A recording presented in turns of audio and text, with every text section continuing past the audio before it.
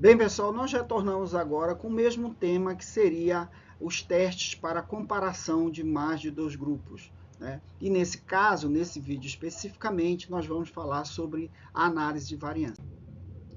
A tão propagada ANOVA nada mais é do que o acrônimo de análise de variância, que é o conjunto de testes. Existem vários modelos de análise de variância que nós utilizamos para fazer comparação de mais de dois grupos. Pode ser feita também com dois, mas de mais de dois grupos quando a gente tem uma variável quantitativa, seja com distribuição normal ou não normal, ou quando nós temos uma variável ordinal. Vamos relembrar o que é a variância. Né? Variância nada mais é do que uma estimativa de variabilidade. Então, eu tenho aqui um conjunto de 7 indivíduos, meu tamanho amostral é igual a 7, em que eu coletei um dado quantitativo, né? E eu quero saber qual é a variância desses dados. O primeiro indivíduo tinha valor 1, já estão arrolados, né? Já estão colocados numa ordem crescente. A variância ela tem uma fórmula, né? A sua simbologia é S ao quadrado, porque ele é o quadrado do desvio padrão, onde eu vou tirar a diferença de cada valor em relação ao valor médio. Esse aqui é o valor da média. Média é igual a 3. Então, 3 menos 3 é igual a 0, 2 menos 3 menos 1, 1 menos 3 menos 2, e vou fazer a mesma coisa para o outro lado, que vai, por ter valores maiores, vai assumir valor positivo, e esse lado vai assumir valor negativo. Nesse caso, então, eu vou tirar o quadrado dessa diferença, né? O quadrado de 0 é 0, o quadrado de menos 1 é 1, e o quadrado de menos 2 é 4. Essa é simplesmente uma forma de você tirar todos os números negativos. Quando eu somo, né, esse quadrado da diferença, 4 mais 1, 5, 1 mais 4, 5, 5, 5 e 10, e divido pelo tamanho amostral menos 1, porque 1 já é o valor da média, eu tenho que o valor da variância é igual a 1,67. Bem, vamos pegar aqui um exemplo sobre análise de variância. A gente sabe que a análise de variância nos remete à variância, que é uma estimativa de variabilidade de um conjunto de dados, né? Tomando como uma variável CPOD, que seria o número de dentes cariados, perdidos e obturados, portanto, ela só pode assumir números inteiros, é uma variável discreta. Nós temos esse primeiro conjunto de dados, em que nós temos aqui o CPOD encontrado nesses 7 indivíduos já ordenados pela nossa avaliação. Então, aqui nós temos que, nesse conjunto de dados, nós temos uma média, vamos supor que tenha sido CPOD obtidos em crianças de escola militar, a média foi igual a 3, e a variabilidade, ou seja, aquela flutuação em torno da média, que é uma delas examinadas é a variância, o quadrado do desvio padrão, né? O desvio padrão seria S ao quadrado, seria o quadrado do desvio padrão. A variância tenha sido de 1,67, ou seja, nós temos uma média de 3, mas em média esses valores estão variando aí em torno de 1,67 unidades. Se nós pegarmos um outro conjunto de dados, agora um outro grupo, a escola privada, nós temos uma média de 2,86 e uma variância de 1,81.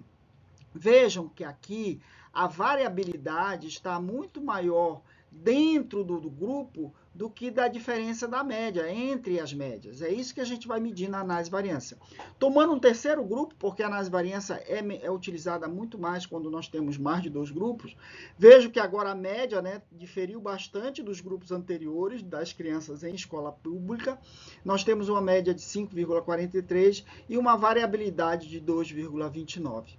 Então, agora o que nós queremos saber é se a variabilidade dentro do grupo, né, essa variabilidade intragrupo, se ela é maior ou menor do que a variabilidade da diferença, a variância da diferença das médias.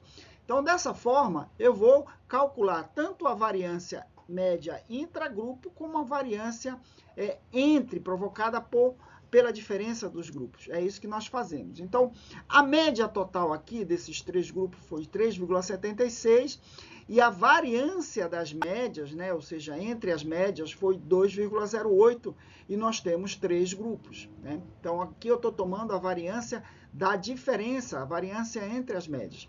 E a média dessas variâncias intragrupo, né, foi de 1,92. Então, dá para vocês terem uma ideia de que nesse conjunto total, a variabilidade provocada pela diferença dos grupos, ela é maior do que a variabilidade que nós encontramos dentro de cada grupo. E, em essência, gente, é isso que a análise de variância vai executar. Aqui nessa figura que nós produzimos no nosso livro Bioestatística em Gotas, nós temos, vejam, a variância dentro de cada grupo, né? E a variância produzida entre os grupos. Então, está claro que a variabilidade introduzida pela diferença das médias, ela é maior do que a variabilidade produzida dentro de cada grupo, né? Então, nesse caso, a nossa análise de variância vai dizer que, olha, os grupos têm um impacto, né? A diferença de grupos tem um impacto grande sobre a variação que está ocorrendo nos dados, portanto, há algum grupo que é diferente dos demais grupos. É isso que a análise de variância vai examinar, só que num contexto amplo, né? Portanto, não importa quantos grupos amostrais nós tenhamos. Então, examinemos uma situação em que a variância produzida pela diferença dos grupos, ela é menor do que a variabilidade dentro de cada grupo, portanto, onde não haveria diferença. Vamos pegar aqui um exame que seria a nota de estudante de bioestatística em 3 níveis diferentes. Nós temos a graduação com a sua média e a variabilidade. Nós temos os alunos de mestrado com a sua média e a variabilidade. Vejo que há muita interseção de valores. E do doutorado, um pouco maior a média, mas com muita variabilidade. A pergunta que a gente faz é o seguinte: essa variabilidade produzida pelo nível do estudante, ela é importante para a definição da nota que o estudante vai ter, ou seja, para a variabilidade total. É isso que a análise de variância vai examinar, o impacto da variância provocada pela diferença dos grupos em relação à variabilidade total do conjunto de dados que nós estamos examinando, né? Se a variabilidade não for importante, ou seja, se o fato de ser aluno de mestrado, doutorado, não tem, ou graduação, não tem influência sobre a nota, né, o valor vai dar não significativo. O valor de P da análise de variância vai ser maior que 0,05, portanto, não significativo, e nós paramos aí a nossa análise. Vamos concluir que não há efeito do nível de formação em relação à nota de bioestatística, que é a minha variável desfecho. Neste outro exemplo aqui, nós vamos diminuir a variabilidade dentro de cada grupo. Só fizemos um controle melhor dos alunos que iriam fazer a prova, né? E então conseguimos reduzir a variabilidade. Vejam aqui, eu tenho as minhas notas, eu tenho meus alunos de graduação, a média é a mesma, mas uma variabilidade menor, de mestrado também e de doutorado também.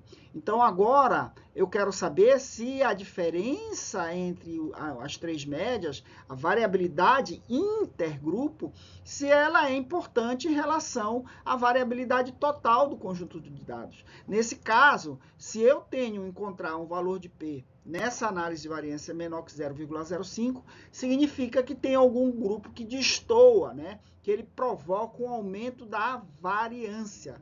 Por isso, então, devemos seguir a novos testes para saber qual é desses grupos, né? E compará-los entre si. Vamos ver, por exemplo, aqui nessa situação, em que eu tenho 3 diferentes tipos de aparelhos dentários, aparelhos ortodônticos, e eu quero saber se esses aparelhos introduzem uma variabilidade no tempo de tratamento que seria diferente da variabilidade normal, né? Porque nem todo mundo é tratado no mesmo tempo de tratamento. Nesse caso, então, eu sei, se eu tiver que a variabilidade produzida pelo tempo de tratamento é menor do que a variabilidade aleatória, aquela variabilidade que existe dentro de cada indivíduo ou dentro de cada grupo, a análise de variância não será significante. Então, eu devo concluir que não existe diferença em relação ao tipo de aparelho, não existe influência, ele não produz uma variabilidade, uma variância maior do que a variância individual, a variância aleatória, ok? Por outro lado, se eu tiver um resultado em que o tratamento aumenta a variabilidade do conjunto de dados, ou seja, ele incute, ele produz uma variabilidade maior do que a variabilidade individual, o valor de P será significativo, então eu tenho que procurar, a partir de agora, saber qual é dos aparelhos ou quais os aparelhos que produzem esse aumento de variabilidade.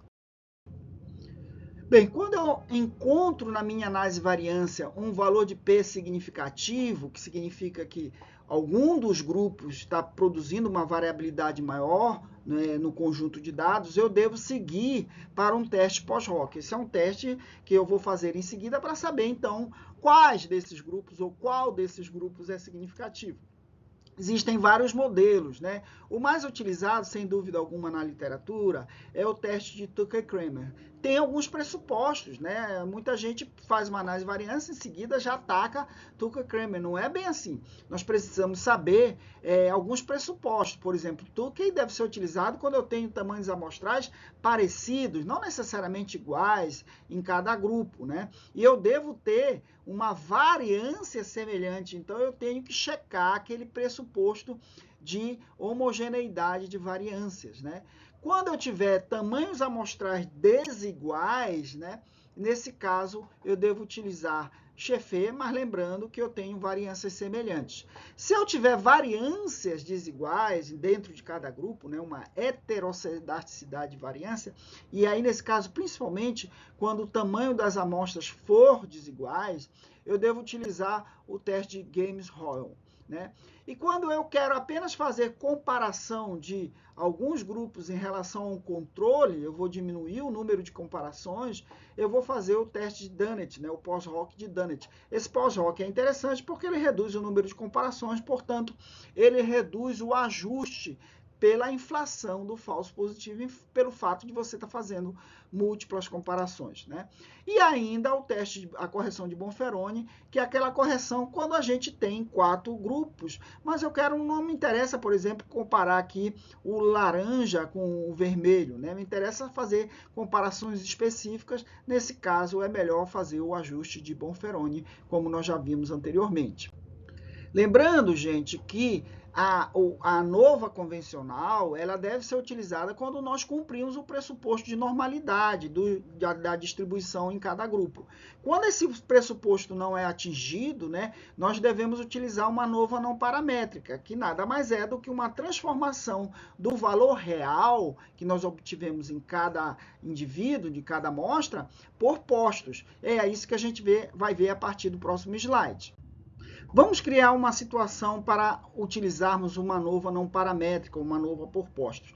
Vejo aqui que eu tenho 3 escolas, então eu tenho um fator de agrupamento que seria o tipo de escola, escola privada, escola pública, escola militar, e eu tenho os valores obtidos para esse índice CPOD, né, o número de dentes cariados, perdidos e obturados, para cada indivíduo, né? Aqui eu tenho uma situação de distribuição normal, não seria necessário eu fazer uma ANOVA não paramétrica, eu poderia utilizar uma ANOVA convencional, né? Vamos ver em seguida que a gente vai criar outliers, né? Nós vamos criar indivíduos fora de série, com valores muito discrepantes da série de dados. Aqui, por exemplo, um indivíduo com CPOD 27, essa criança tinha muita cárie, né? Então, a partir de então, nós vamos analisar isso nós quebramos o pressuposto de distribuição normal, nós vamos fazer análise através de uma ANOVA não paramétrica.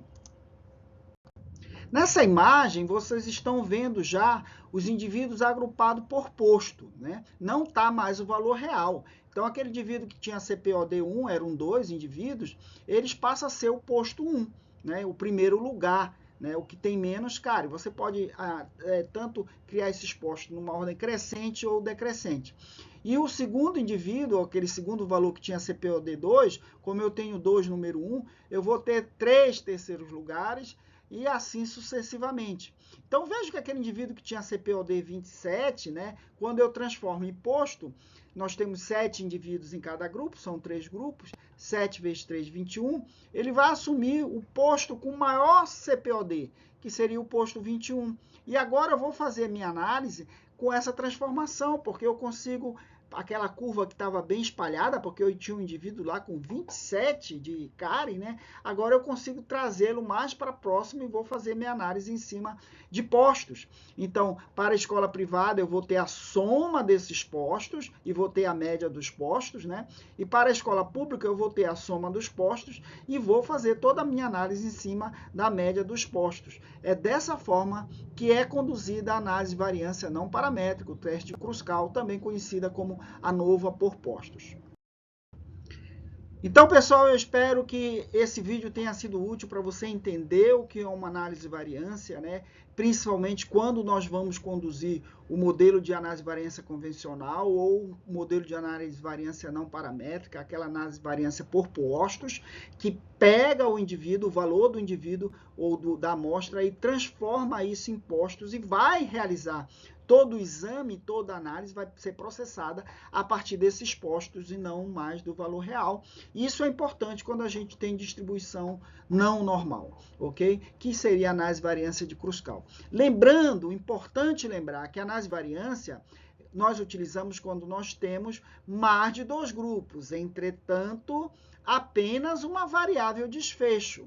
Nesse caso, se nós tivermos mais de 2 variáveis desfechos, que nós chamamos de variáveis dependentes, nós devemos utilizar um outro modelo estatístico, que seria uma múltipla análise de variância. Esse tema, na múltipla análise de variância, a MANOVA, será tema de um vídeo próximo, onde eu estarei aguardando vocês. Até breve, pessoal, e até o nosso próximo vídeo.